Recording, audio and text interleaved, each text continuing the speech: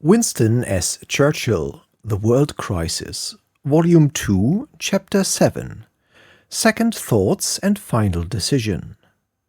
Up to about January 20, there seemed to be unanimous agreement in favor of the naval enterprise against the Dardanelles.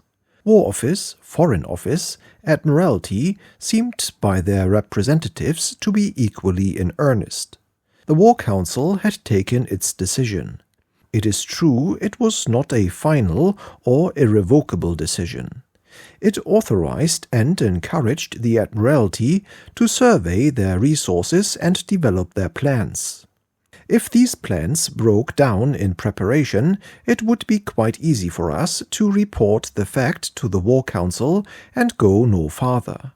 But the staff work continued to progress smoothly, and all the admirals concerned appeared in complete accord.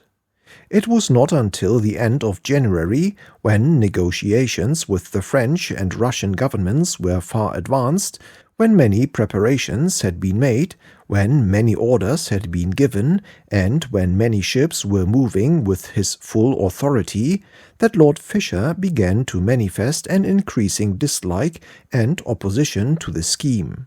Meanwhile, the possibilities of a British naval offensive or of amphibious action in northern waters were becoming continually more remote. Correspondence with Sir John Jellicoe showed the Commander-in-Chief averse from anything in the nature of an attack upon Borkum or an attempt to enter the Baltic. To strengthen our naval forces by every conceivable means, to add every new vessel to the Grand Fleet, and to remain in an attitude of inactive expectancy was the sum and substance of the naval policy advocated from this quarter. At the same time, the opposition of General Joffre to Sir John French's plans for an advance in force along the Belgian coast brought that project also to an end. It was clear that no serious naval offensive would take place in the northern theatre for an indefinite period, and that any plans which might gradually be perfected for such an offensive would derive no encouragement from the Commander-in-Chief of the Grand Fleet. All this made me only the more anxious to act in the Mediterranean. That seemed to be the direction reserved for our surplus ships and ammunition, by the failure or postponement of other alternatives. It was the only direction in which we had a practical plan, properly worked out by the staff and supported by a powerful consensus of naval and political opinion. As soon, however, as the Commander-in-Chief realized that the Queen Elizabeth, a battle-cruiser, and other powerful ships were to be assigned to the Mediterranean theatre, he began to dwell again upon the weakness of his fleet and the insufficiency of his margins. And now for the first time he found a ready listener in the First Sea Lord. Lord Fisher's sudden dislike of the Dardanelles project seemed to arise at this time largely and even primarily from his reluctance to undertake the bombardment and blocking in of Zeebrugge. This operation appeared all the more necessary now that the army had abandoned their intention of the coastal advance. It was strongly urged by the War Council, by the Admiralty staff, and especially by Sir Arthur Wilson. "If we do not block the Zeebrugge Canal," Sir Arthur had written on January 4, "I think we shall inevitably lose more ships and also many transports. If we had done it last time we bombarded, we should not have lost Formidable. We cannot keep ships entirely locked up in harbour without deterioration. So far very few of our losses have been incurred, while the ships have been employed in any active operations." I was in cordial agreement with this doctrine. Ultimately, as everyone knows, the blocking of Zeebrugge had to be carried out under circumstances of infinitely greater difficulty and after we had suffered grievous injury. The First Sea Lord, finding himself entirely alone on the question, became very much disturbed. His dislike of the Seebrugge operation was extended not only to the Dardanelles plan, but to all plans of naval attack on hostile coasts which were not combined with large land forces, and ultimately he expressed opinions which seemed opposed to any form of naval intervention in any quarter.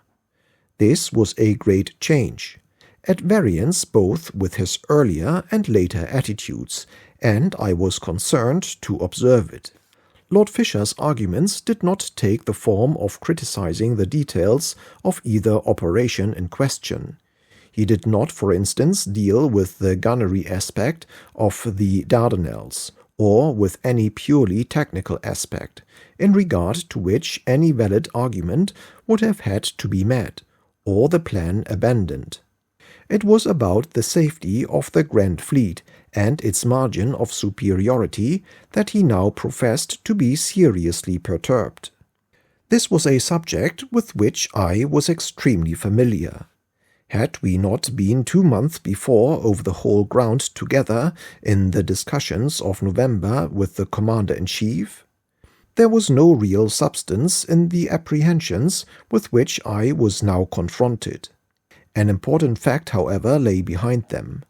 Lord Fisher had, on reflection, on second thoughts, on some prompting or other, turned against the operation which he had hitherto willingly supported.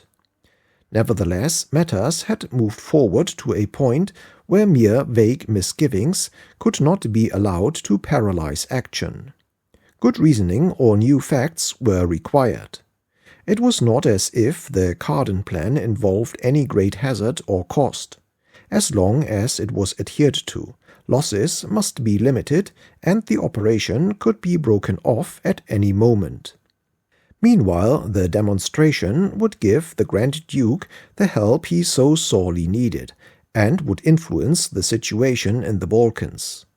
It was in this light that I dealt with the Grand Fleet question in the following minutes, which arose in the first instance over the need of providing Vice Admiral Carden with at least one battlecruiser to counter the Goeben. January 19, 1915. To First Sea Lord.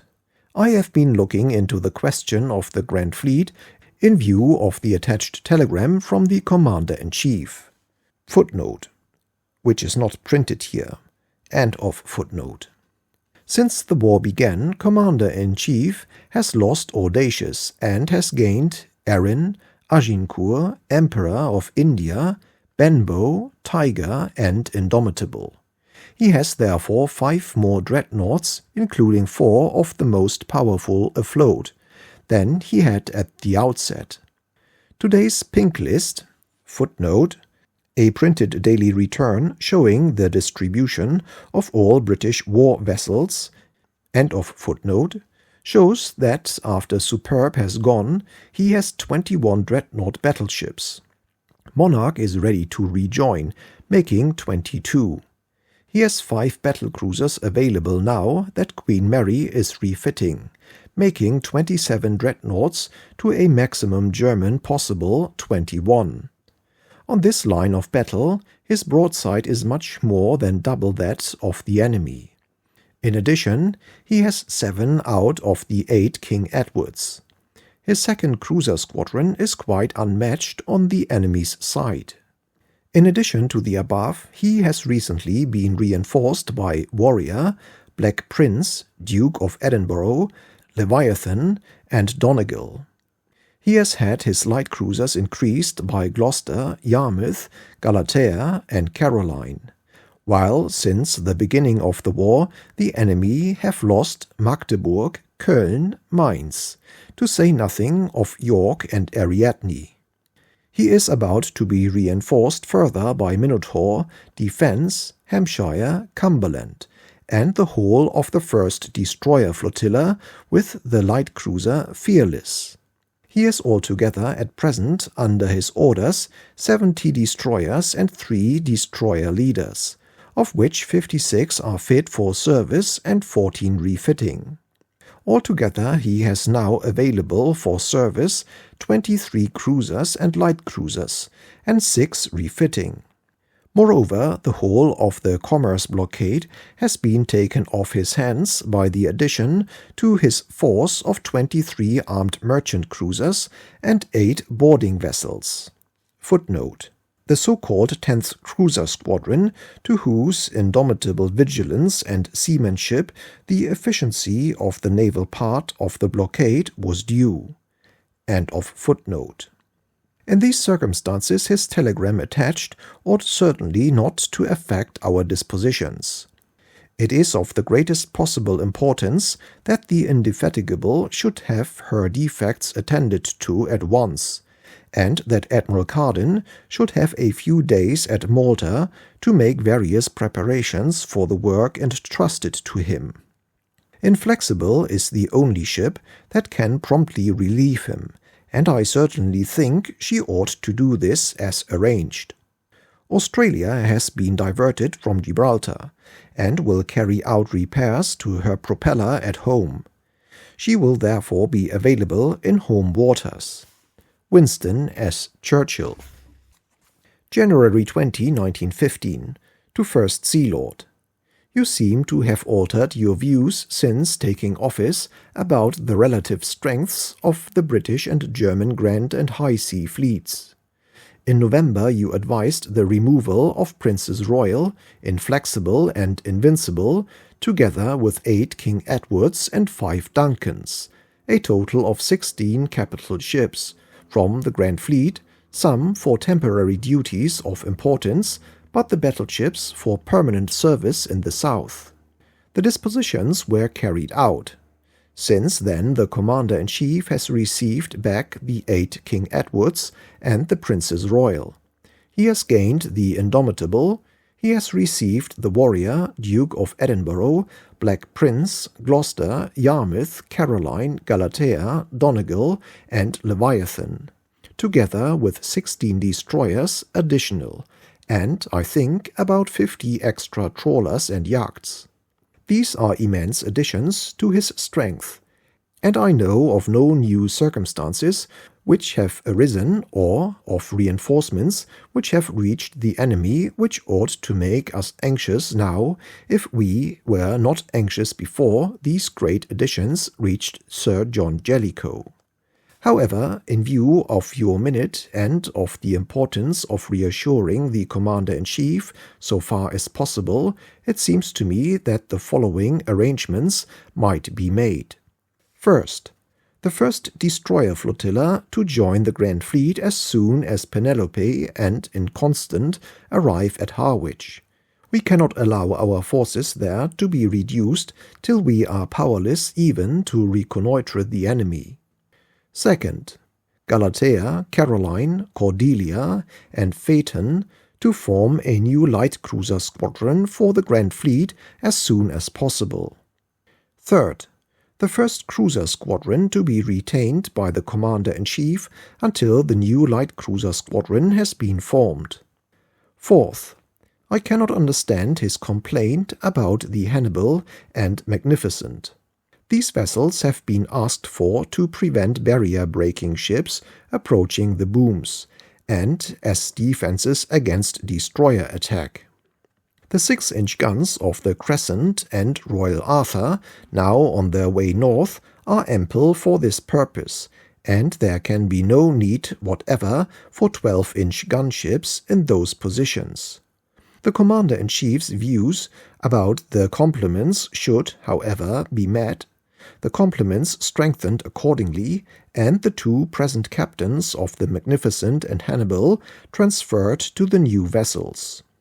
Fifth, as soon as convenient, the 2 Lord Nelsons and the 6 remaining Formidables, forming the 5th Battle Squadron, should be transferred from Portland to Rosyth, where they could set the 3rd Battle Squadron free to rejoin the Commander-in-Chief at Scapa or Cromarty.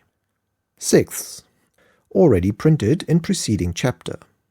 Seventh, the refit of Invincible should be accelerated to the utmost. The necessary additional fitters asked for should be sent from home to Gibraltar.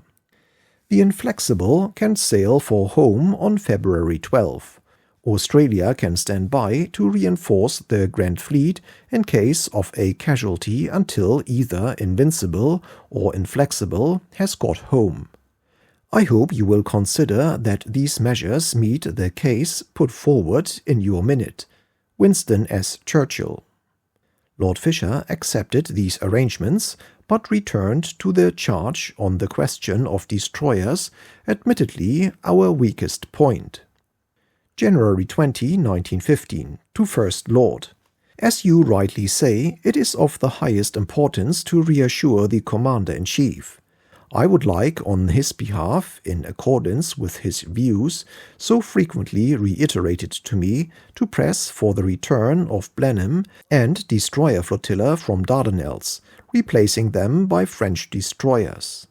The whole Turkish naval force is quite a negligible quantity even with German officers, with the Goeben knocked out, as we know her to be, and therefore French destroyers and French submarines, if more are wanted, should be called upon. The Australian submarine ought to come home to the much required submarine duties in the North Sea. I understand she is the best we have, and it is therefore inexcusable to waste her on the Turks. Fisher. I could not agree to this, as of course it would have paralyzed the Dardanelles fleet and destroyed the plans which the staff were maturing. At the same time, Sir Arthur Wilson continued to press for action against Zeebrugge in pursuance of his minute of January 4. This double pressure brought matters to a head. January 25, 1915. To First Lord. I have no desire to continue a useless resistance in the War Council to plans I cannot concur in, but I would ask that the enclosed may be printed and circulated to its members before the next meeting. Fisher. Memorandum by the First Sea Lord on the position of the British fleet and its policy of steady pressure.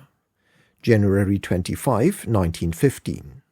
At recent meetings of the War Council, projects have been discussed for joint naval and military operations against places on the coast as well as for similar operations by the Navy alone. Up to the present, however, no clear statement has been made at the War Council as to what our naval policy in this war is to be. Some statement of principle appears a fundamental necessity to any decision in regard to naval action against coast fortifications. Our naval policy must be regulated by that of the enemy. It is the policy of Germany to avoid a decision at sea and to keep the command in dispute as long as possible while they concentrate their offensive powers on the army ashore. This defensive attitude has been adopted deliberately, notwithstanding that it has involved the sacrifice of the whole of the German mercantile shipping and oversea trade, and has subjected Germany for 6 months to the whole pressure of our sea power. This tremendous sacrifice has been imposed on Germany by 2 causes. First, by her numerical inferiority to our fleet, and second, because an unsuccessful action and the destruction of the High Sea Fleet might place Germany in a position of naval inferiority to Russia and expose the Baltic coast to invasion. And since the time of Frederick the Great, Germany has always been nervous of this flank. But on this subject I have presented another paper. The deliberate adoption of the defensive being contrary to the tradition of German military policy and involving such sacrifices and losses must be most galling to the German people. They only await a favorable moment to pass from the defensive to the offensive. They have already endeavored without success to scatter our naval strength by attacks on our trade, and not much more successfully to reduce our main strength by submarines and mines. Of all strategical attitudes, that of a naval defensive, as adopted by Germany, is the most difficult to meet and the most deeply fraught with danger for the opposing belligerent. if he is weak ashore as we are, and his enemy strong ashore as Germany is. Nevertheless, all through our history we have had to encounter similar situations. The policy of the French in nearly all our naval wars was the policy which Germany has now adopted.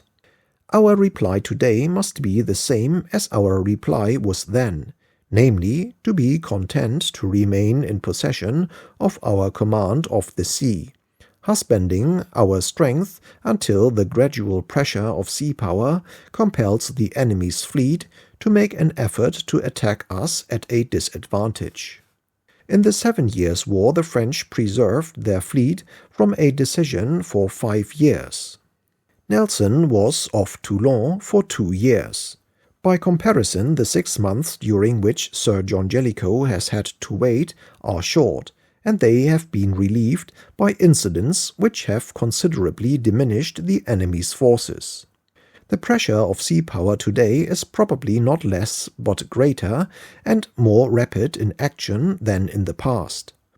But it is still a slow process and requires great patience.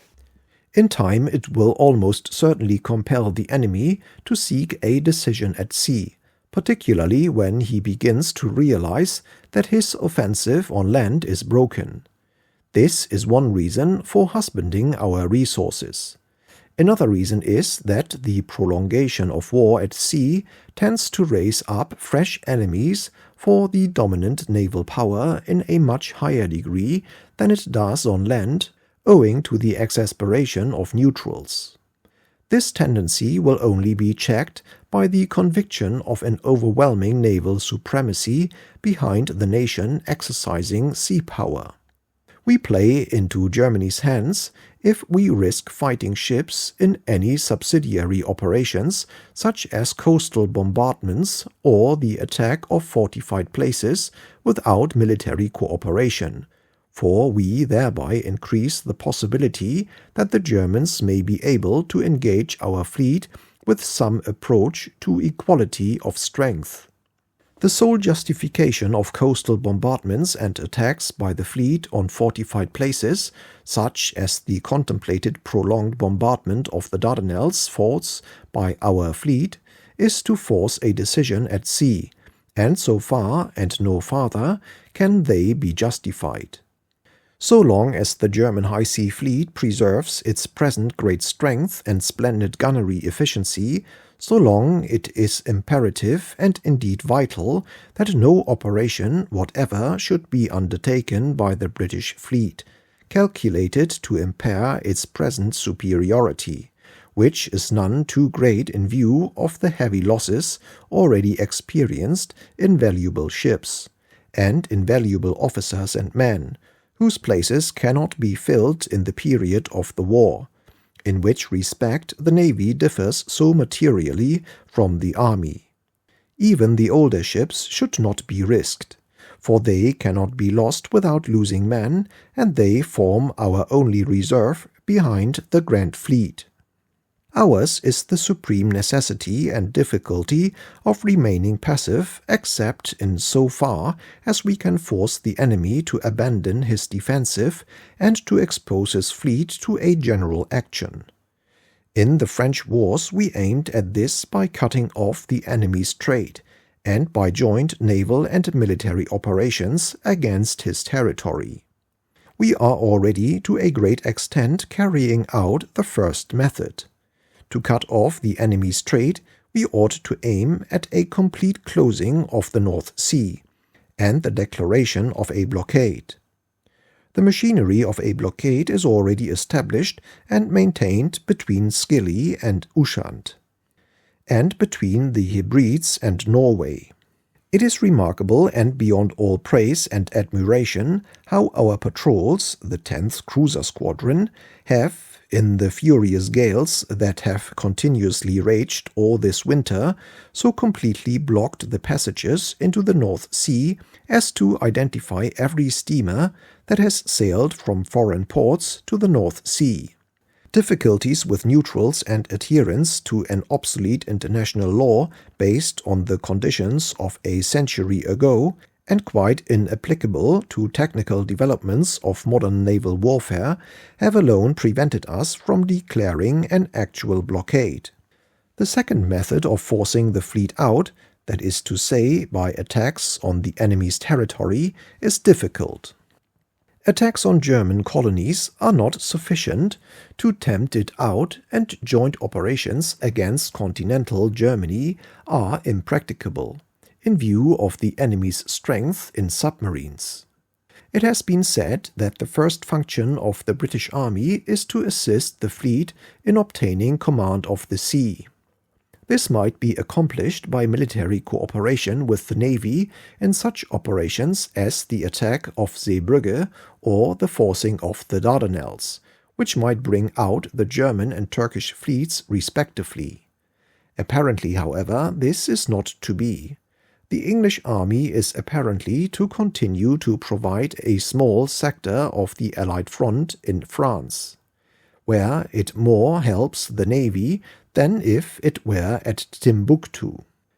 Being already in possession of all that a powerful fleet can give a country, we should continue quietly to enjoy the advantage without dissipating our strength in operations that cannot improve the position. Fisher. This paper was not, I think, except for the last few characteristic sentences, Lord Fisher's own composition. It had been prepared in accordance with his directions. It was, of course, absolutely counter to all my convictions. No one certainly wished to dissipate our strength in operations that cannot improve the position. To write thus was to beg the question. But the naval policy emerging from its last sentence would have condemned us to complete inactivity. It was no doubt the policy pursued by the Commander-in-Chief and the Admiralty after I quitted office. It was the policy which led directly to the supreme submarine peril in 1917. Meanwhile, on the 26th arrived the Russian reply to my telegram informing the Grand Duke of the Dardanelles plans. Sir Edward Grey forwarded it to me with the following remarks. This is the Russian reply about Dardanelles. It shows that, though Russia cannot help, the operation has her entire goodwill, and the Grand Duke attaches the greatest importance to its success. This fact may be used with Orgeneur. Footnote: the French Minister of Marine. End of footnote. To show that we must go ahead with it, and that failure to do so will disappoint Russia and react most unfavorably upon the military situation, about which France and we are specially concerned just now. Sir George Buchanan to Sir Edward Grey, January 25, 1915. General Williams has sent me memorandum by Grand Duke to the following effect on proposed operations against Dardanelles. Memorandum begins by stating appeal to Allies for help was made because His Imperial Highness was determined not to weaken forces operating against Germans and Austrians. Appeal was not accompanied by any suggestion as to the method of execution, as Russia had not the means of directly assisting in carrying out a plan of action against Turkey. Russian dreadnoughts were not finished. They had no submarines of modern type and only an insufficient number of swift destroyers. Their fleet was therefore not more than equal of Turkish fleet, and that only when all the ships were together. Russian ships only carry 4 days' coal, and coaling at sea in Black Sea was rendered impossible in the winter by bad weather. The nearest Russian base was moreover 24 hours from the entrance of the Bosphorus. Guns of the Bosphorus batteries, as compared both in number and power with those placed in Russian ships, were such as to give little hope of a successful attack by the latter. Reinforcements of Black Sea Squadron by dreadnought Imperatriza Marie, by submarines of modern type, and by destroyers would of course change all this, but these reinforcements would not be completed until the month of May. The most effective assistance which could be given to Allied fleet after forcing of straits would be for Russia to lend troops.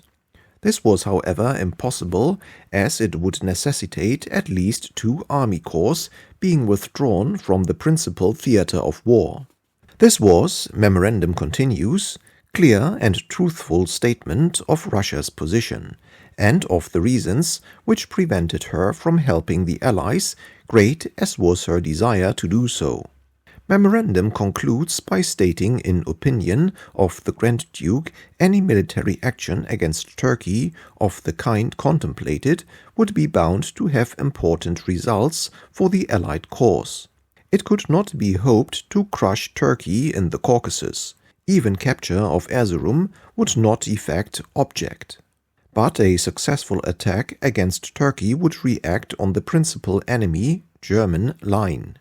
It would paralyze Turkey and would infallibly be a deciding factor in determining the attitude of neutral states in the Balkans.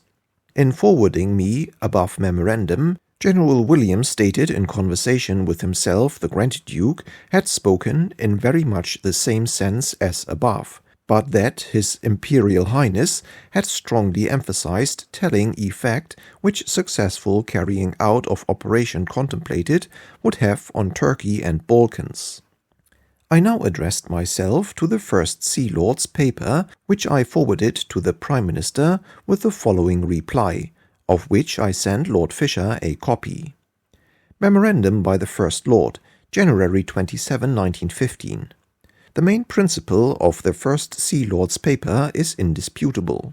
The foundation of our naval policy is the maintenance in a secure position of a battle fleet with all auxiliary vessels capable at any time of defeating the German High Sea Fleet in battle, and reserved for that purpose above and before all other duties. This principle has been and will be fully and strictly observed. The ships engaged in Sunday's action on the Dogger Bank on both sides represented very fairly, so far as individual quality is concerned, the classes of vessels which would be opposed in a general fleet action. The event proved that a superiority of 5-4 in our favor is decisive. On these terms the German ships thought of nothing but retreat, and the British of attack. Very heavy loss was inflicted upon the Germans. 1 ship was sunk out of 4, and 2 other ships most severely damaged. Had the action been fought out, the destruction of the others was certain. We are now no longer in the region of mere speculation.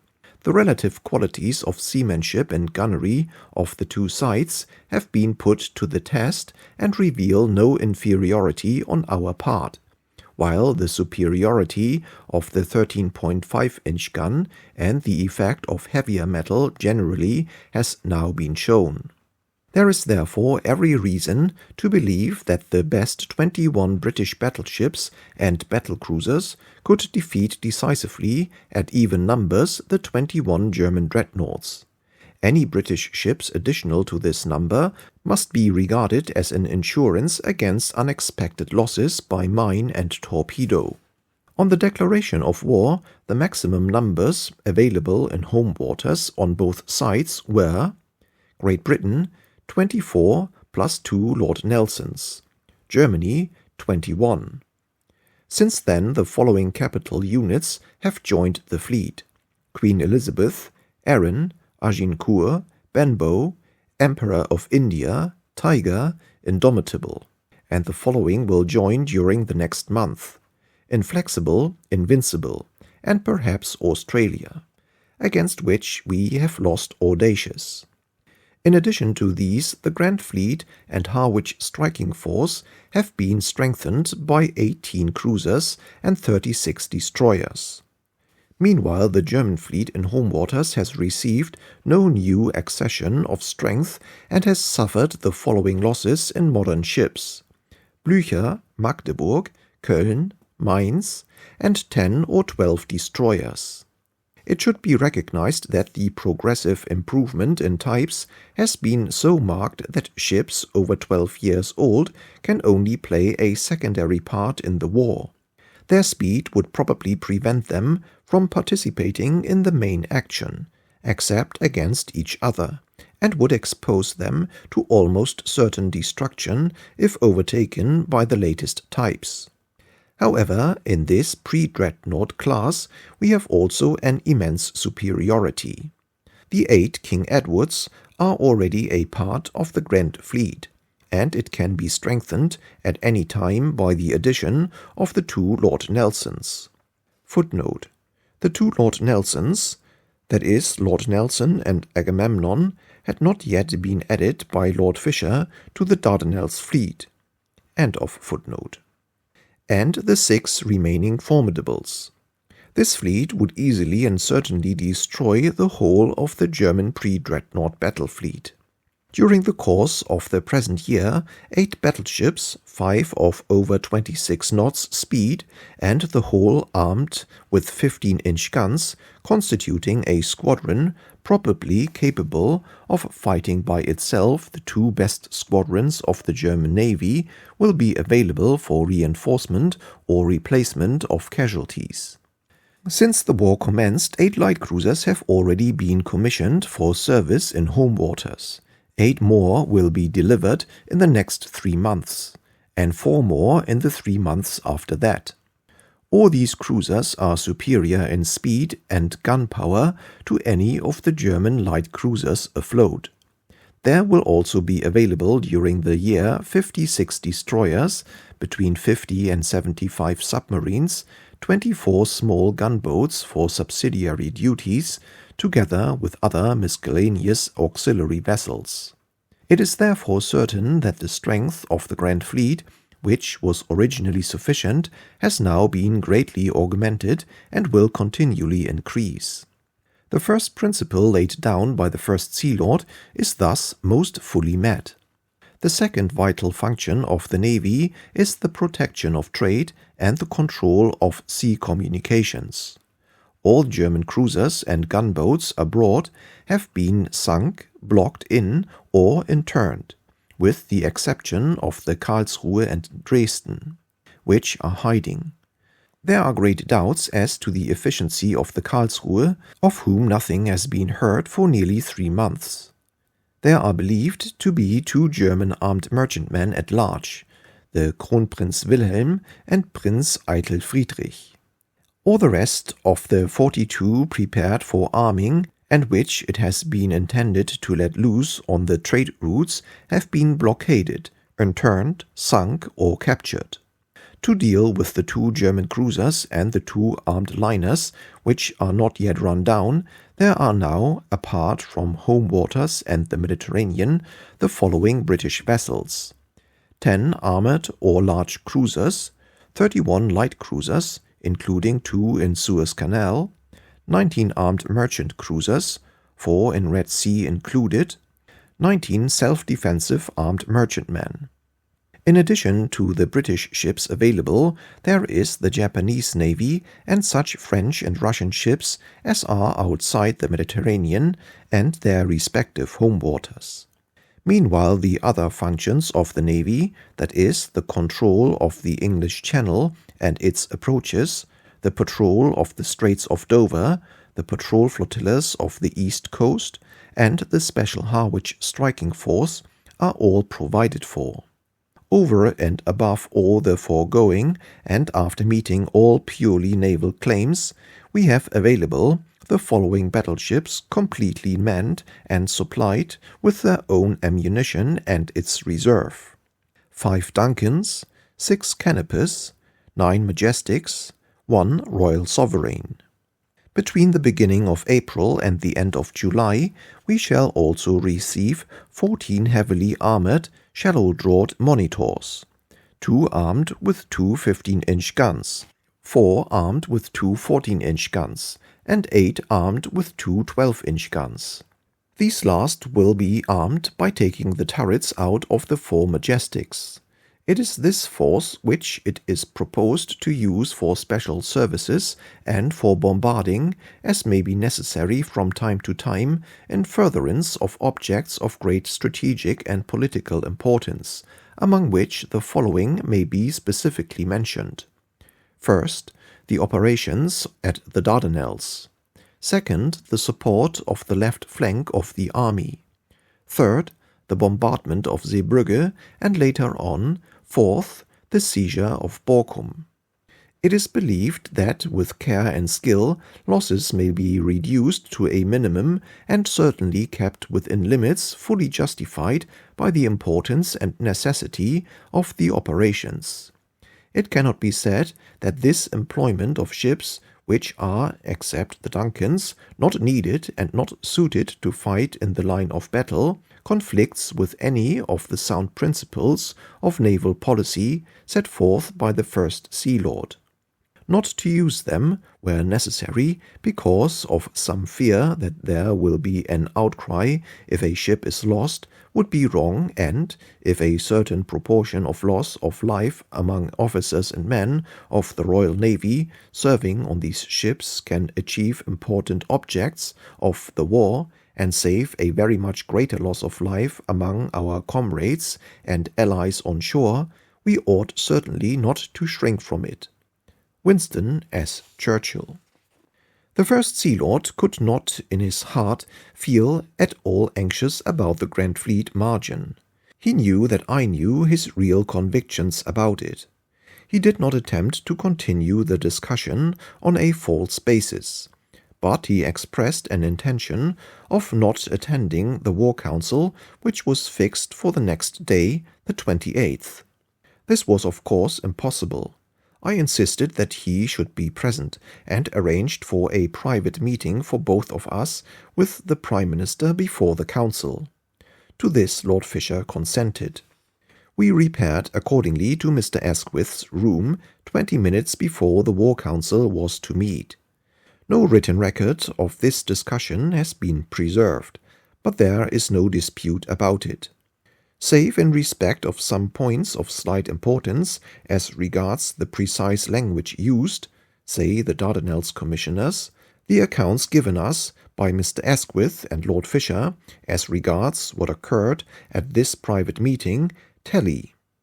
Lord Fisher indicated very briefly his objections to both the Zeebrugge and Dardanelles schemes, and indicated his preference for a great operation in the Baltic or for a general advance of the army along the Belgian coast with strong naval support.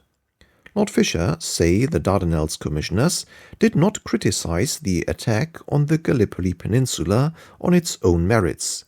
Neither did he mention to the Prime Minister that he had any thoughts of resigning if his opinions were overruled. This is quite true. I contended that both Zeebrugge and the Dardanelles scheme should be undertaken, but that if either were to be dropped, it should be Zeebrugge, to which the First Sea Lord seemed more particularly opposed. The Prime Minister, after hearing both sides, expressed his concurrence with my views, and decided that Zeebrugge should be dropped, but that the Dardanelles should go forward. Lord Fisher seemed on the whole content, and I went downstairs with him under the impression that all was well. The Council was already waiting. Colonel Henke's record of the discussion which followed has already been made public in the report of the Dardanelles Commission.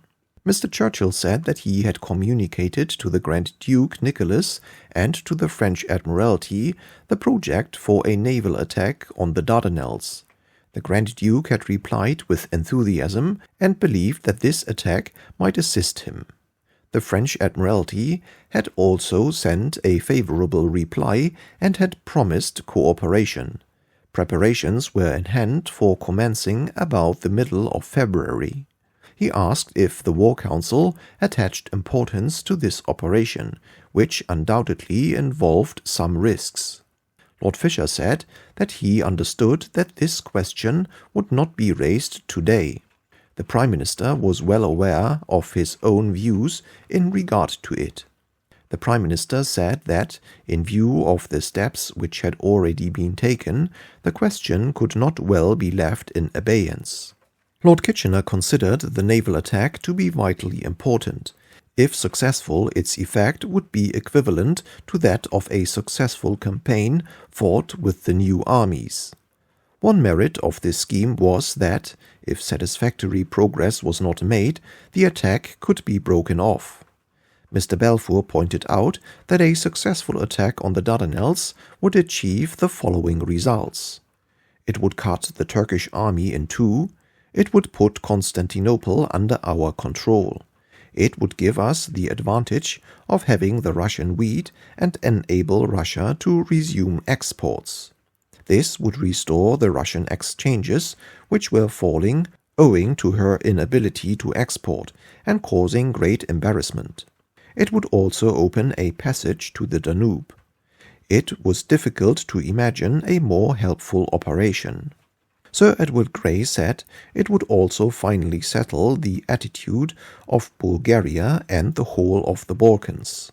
Mr. Churchill said that the naval commander-in-chief in the Mediterranean had expressed his belief that it could be done. He required from 3 weeks to a month to accomplish it. The necessary ships were already on their way to the Dardanelles. In reply to Mr. Balfour, he said that, in response to his inquiries, the French had expressed their confidence that Austrian submarines would not get as far as the Dardanelles. Lord Haldane asked if the Turks had any submarines. Mr. Churchill said that, so far as could be ascertained, they had not. He did not anticipate that we should sustain much loss in the actual bombardment, but in sweeping for mines some losses must be expected. The real difficulties would begin after the outer forts had been silenced, and it became necessary to attack the Narrows. He explained the plan of attack on a map. This record does not, however, complete the story. During the council, an incident occurred which has subsequently obtained much publicity. Here is Lord Fisher's own account. Footnote. In his memoirs by Lord Fisher, page 80, end of footnote. 9th meeting of War Council, January 28, 1915, 11:30 a.m. Note. Before this meeting, the Prime Minister discussed with Mr. Churchill and Lord Fisher the proposed Dardanelles operations and decided in favour of considering the project in opposition to Lord Fisher's opinion. The Dardanelles. Mr. Churchill asked if the War Council attached importance to the proposed Dardanelles operations, which undoubtedly involved risks. Lord Fisher said that he had understood that this question was not to be raised at this meeting. The Prime Minister knew his, Lord Fisher's, views on this subject. The Prime Minister said that in view of what had already been done, the question could not be left in abeyance. Note. Thereupon Lord Fisher left the council table. He was followed by Lord Kitchener, who asked him what he intended to do. Lord Fisher replied to Lord Kitchener that he would not return to the council table and would resign his office as First Sea Lord. Lord Kitchener then pointed out to Lord Fisher that he, Lord Fisher, was not only dissentient, and that the Dardanelles operations had been decided upon by the Prime Minister, and he urged on Lord Fisher that his duty to his country was to go on carrying out the duties of First Sea Lord. After further talk, Lord Fisher reluctantly gave in to Lord Kitchener and went back to the council table. It must be emphasized here, as well as in regard to Lord Kitchener's statement to the War Council, dated May 14, 1915, that Lord Fisher considered that it would be both improper and unseemly for him to enter into an altercation either at the War Council or elsewhere with his chief, Mr. Churchill, the First Lord. Silence or resignation was the right course. After the meeting was over, we adjourned for several hours. Although the War Council had come to a decision with which I heartily agreed, and no voice had been raised against the naval plan, I thought I must come to a clear understanding with the First Sea Lord. I had noticed that the incident of his leaving the table and Lord Kitchener following him to the window and arguing with him, and I did not know what was the upshot in his mind. After luncheon I asked him to come and see me in my room, and we had a long talk. I strongly urged him not to turn back from the Dardanelles operation, and in the end, after a long and very friendly discussion which covered the whole Admiralty and naval position, he definitely consented to undertake it. There never has been any dispute between us subsequently as to this. When I finally decided to go in, said Lord Fisher to the Dardanelles commissioners, I went the whole hog, totus porcus. We then repaired to the afternoon War Council meeting, Admiral Oliver, Chief of the Staff, coming with us, and I announced on behalf of the Admiralty and with the agreement of Lord Fisher that we had decided to undertake the task with which the War Council had charged us so urgently. This I took as the point of final decision. After it, I never looked back. We had left the region of discussion and consultation, of balancings and misgivings. The matter had passed into the domain of action. I am in no way concealing the great and continuous pressure which I put upon the old Admiral.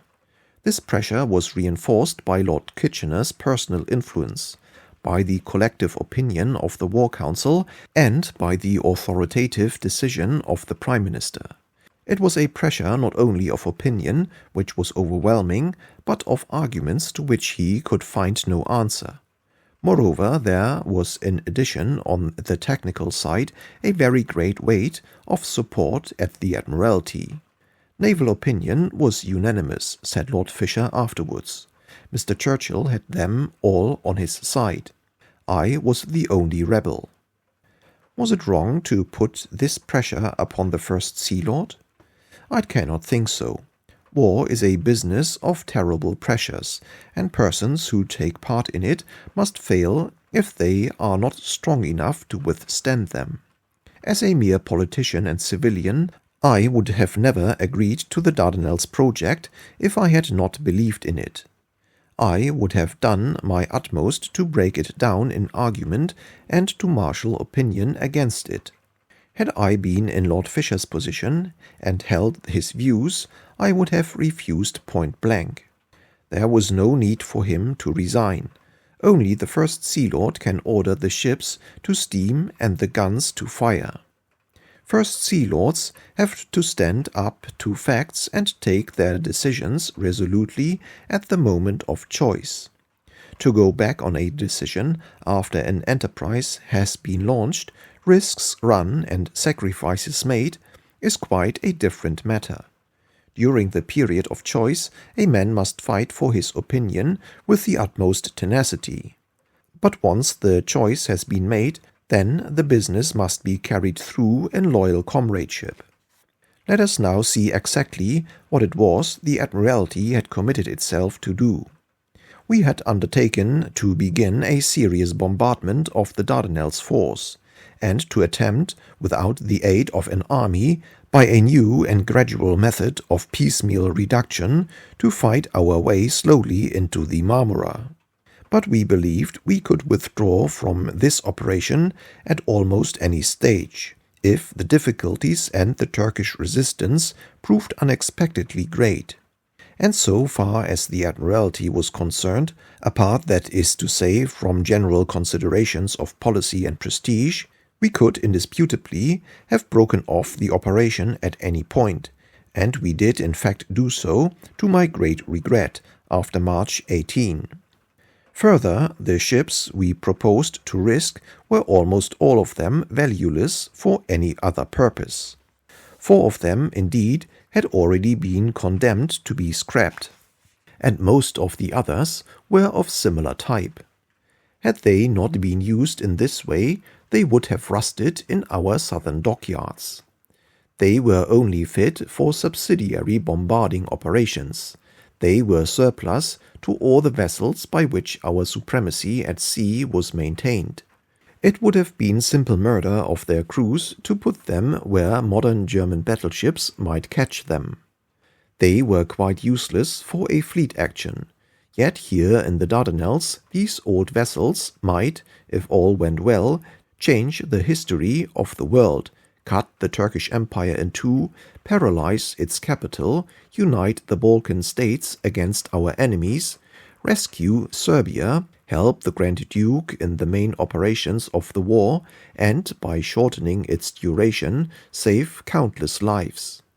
We had undertaken this operation not because we thought it was the ideal method of attack, but because we were told that no military force was available, and in response to the appeals for help from Lord Kitchener and the Grand Duke. We had undertaken it with our surplus resources after we had successfully and fully discharged and provided for all those great duties of the Navy: the safety of the British Isles, the clearance of the seas, the protection of commerce, the transportation of troops, for which perhaps the Admiralty deserved some measure of confidence and gratitude.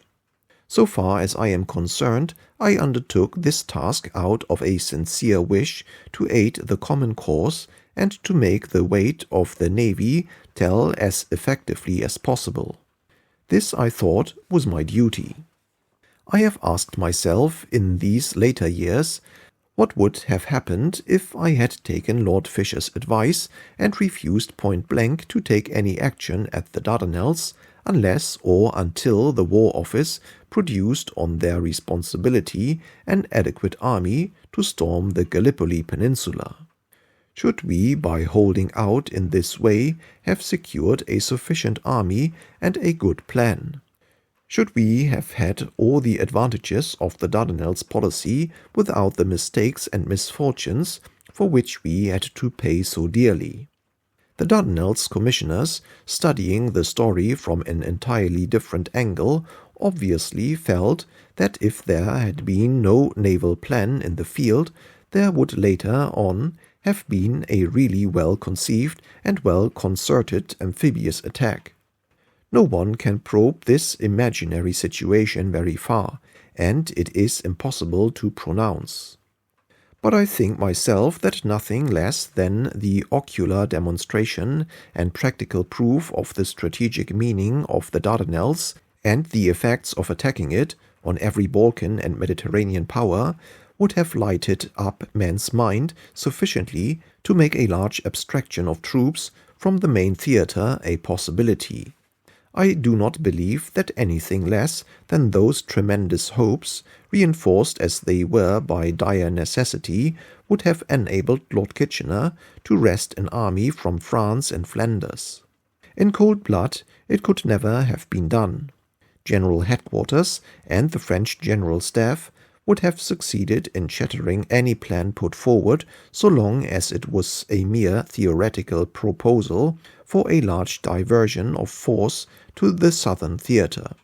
At one moment they would have told us that, owing to the Russian failure, great masses of Germans were returning to the west to deliver an overwhelming offensive.